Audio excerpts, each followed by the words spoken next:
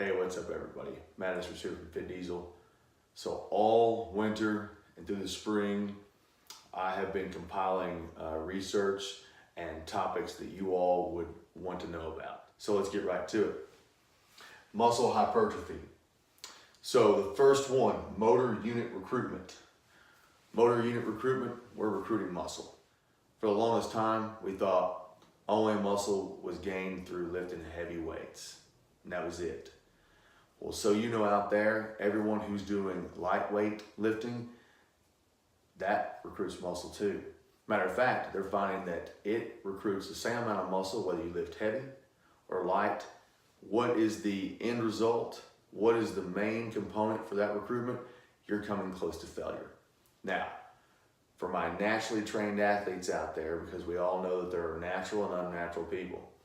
Natural athletes, we cannot train to failure all the time.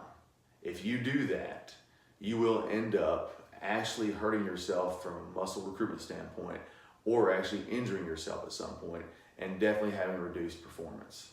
So keep that in mind.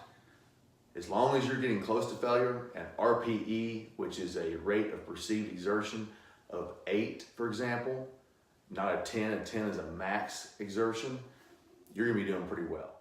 Now, one of the most interesting things that has happened is this, isometric at long muscle length. I've seen several studies in the past, especially Europe had a great study on gymnasts, Olympic gymnasts. So advanced athletes usually do not have body recomp, increased muscle, decreased fat at the same time, or if they do, it's a very small amount.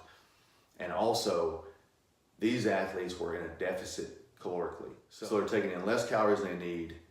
End result of the study, the hypertrophy gained from these advanced Olympic athletes and a calorie deficit was linked to muscle recruitment at a high exertion rate, or even maximum exertion rate, at a long muscle length.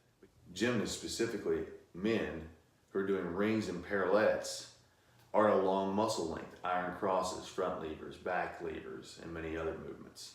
Muscle damage and occlusion.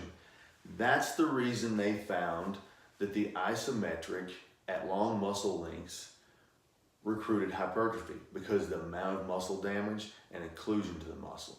So if you enjoy isometric movements, you now have some science to back that up. So I actually do a lot of isometric at long muscle length exercises. And matter of fact, a lot of my hypertrophy and musculature that has developed in the last few years are more dense and more rounded. And personally, I like better and feel better. That's not for everyone. I have plenty of athletes that I train that are going to do powerlifting or Olympic lifting, or they're doing combine training for the NFL or something along those lines, and that type of training does not follow along with the training that I'm doing. However, I'm telling you that I experienced a great deal of hypertrophy and still am, because I'm hitting the overload principle. I'm hitting a high rate of perceived exertion, and that muscle is being damaged and then regrown. Now to number 3, is isometric versus traditional hypertrophy lifting better? Now what they found is that isometric at long muscle lengths is still not superior to traditional hypertrophy training. Now here's where I differ on this. This is where science meets experience. If we looked at pictures from me years ago just doing hypertrophy lifting, and pictures of me now doing isometric long muscle length training for my upper body, lower body's different, and focusing in on maximum exertion, doing very small amount of reps, but maximum exertion, time under tension of the muscle, the eccentric phase of the lift is focused on, all those parameters equal muscle growth. You're putting yourself in the best place to grow muscle. I've found that my physique works better off of that isometric long muscle length for muscle density and hypertrophy. And overall, the aesthetic look is more symmetrical, in my opinion. If you found this content educational, like us on Facebook, Instagram, YouTube.